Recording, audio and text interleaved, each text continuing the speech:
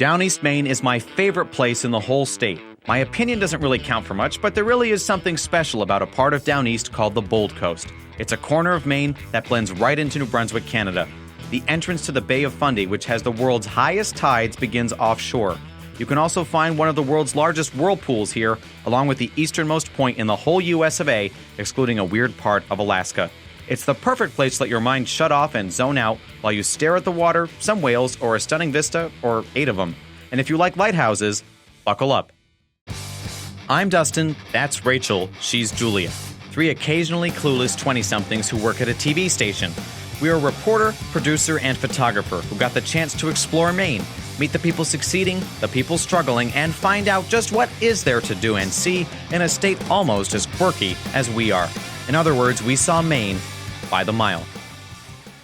Something is seriously wrong with your head if you don't like sunrises. Sure, you have to wake up really early to see them, but the drama of the whole thing should dull the tiredness. If you want the signature Downeast sunrise, the place to go after you sleepily zip up your jacket should be Quoddy Head State Park in Lubec. The candy cane striped tower is an iconic symbol of the Maine coast, on souvenir t-shirts, hats, postcards, umbrellas, you name it, all over the state. The funny thing is, the lighthouse is far from anywhere, a full 4 hours from Portland, 6 hours from Boston. Why then should you make the journey? Well, to do this. It's just frickin' stunning. Not bad when all you had to pay was the small park fee of $4. The thing is, you really don't even need makeup or to do your hair or anything fancy. Just get out of bed, come here, and enjoy yourself. If you're gonna get up at 4 a.m. to see the sun at 4:45, it just makes sense to spend the night somewhere on the Bold Coast. There's a neat variety of places to stay. You can camp cliffside for free at the Cutler Coast Scenic Reserve. If showers are a must, bring your passport, cross the border, and camp at Herring Cove Provincial Park. And if you must luxuriate with the finest Downeast accommodations, you can stay where we did. Night 1 was at Lubec's Water Street Tavern, topped immediately by Night 2 in Cutler at the Little River Lighthouse. First, the Tavern. We bought this in November of 2007. The Water Street Tavern is a labor of love for Jim and his wife. After a career in the military followed by another decades-long stint in the beverage biz, the pair bought this place when they decided they needed to take the foot off the gas. I told my wife I want to go somewhere where the phone doesn't work, the pager doesn't work, we don't have to entertain anybody, we could just sit down, be quiet, make a little love, and drink some wine. And she said, I know just the place. It's called Lubec, Maine. There's nothing goes on up there. Doing nothing didn't really work out. Jim and his wife decided to buy the building for the tavern, and with it, all the broken wood and missing floors and walls that had to be replaced. Slowly, they turned this former cat food packing plant into a restaurant and B&B where you can wake up and see seals from your bed. We had to actually raise the building completely up off its old fieldstone foundation that was crumbling, take the fieldstone out and put in a poured concrete foundation along with a concrete floor. And it caused quite a commotion around here. Everybody wanted to see this whole building getting lifted at one time. It took 14 jacks. The delivered-to-your-room muffins and remote control fireplace we found at Jim's place set us back $135. But if you're looking for a true only-in-Maine experience, the Little River Lighthouse down the road in Cutler is for you. Little River Light is on an island out in Cutler Harbor. Guests like the 3 of us can take a boat out there to spend the night in the keeper's house, painstakingly restored by volunteers. Now, what makes somebody want to dedicate themselves to a lighthouse? Because really, to some people, it might just seem like a building, but clearly to you, it doesn't. No, it's something that speaks to you. It's for a lot of people, it's history. Some of it's their local heritage. Some people just love the notion of what lighthouses stood for, built to save lives. And that's a heritage worth keeping. We won't build these structures again. So we get one chance at being able to save not only a lighthouse, but all of its light station buildings. Like this one. Like this one. Where if we're to get murdered, we'd be hidden in there. Maybe, Not really. maybe. But no, I mean, and then you've got this beautiful island that we also own. American Lighthouse Foundation owns the entire island and light station. For $150 to $225 a night, you get a room in the house, free reign to explore the island and lighthouse, and a front row seat to some stellar views. so it's gonna be nice to sit here. Those Adirondack chairs down there are my new favorite thing in the world. You're guaranteed to have a great time as long as you remember everything you need to schlep out there. Here's the list. Little River has running water, but you don't want to drink it, so bring your own. No bedding is provided, so you're going to have to bring that. Bug spray is a must because mosquitoes somehow live on the island and will eat you alive at the grill. And finally, you'll need groceries to make your meals. We recommend Swiss cheese omelets with fresh local crab meat for breakfast.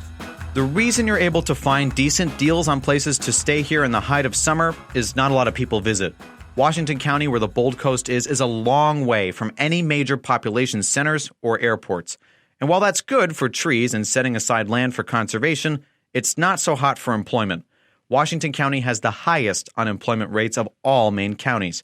Only 30,000 or so people live in an area the size of Delaware, which means competition for good-paying jobs is high.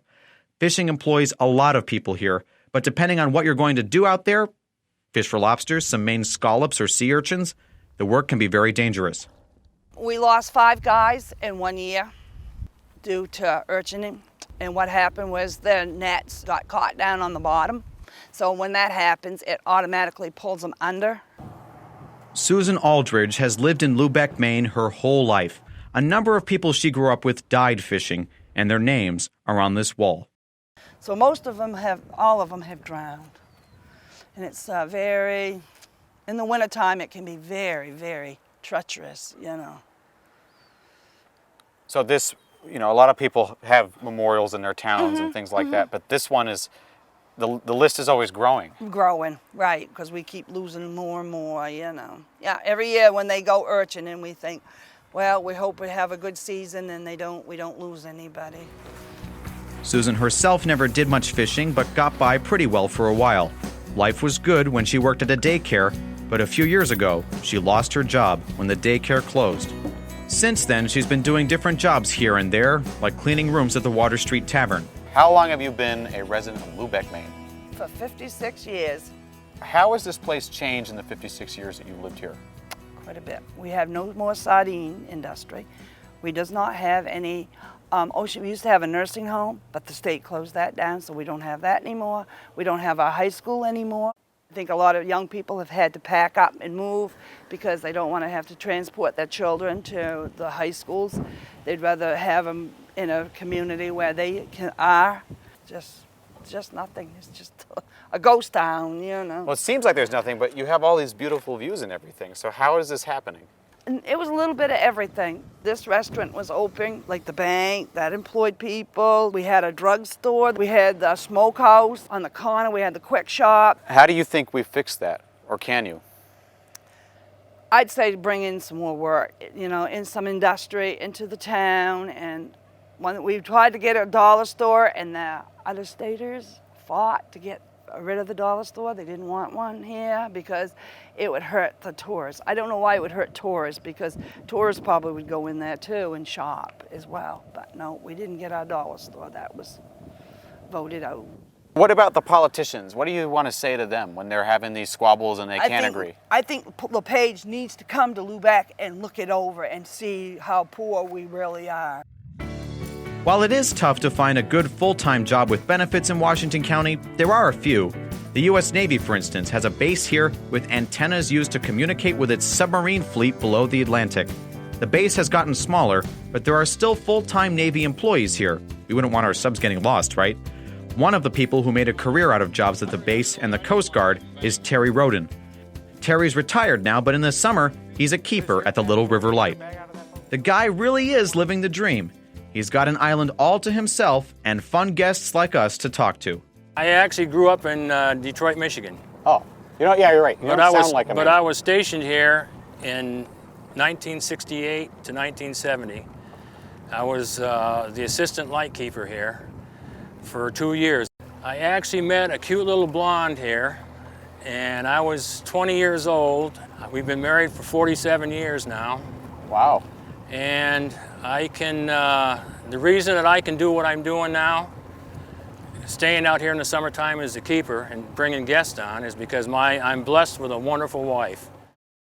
Everybody going ashore, go ashore. And we're gonna have pizza.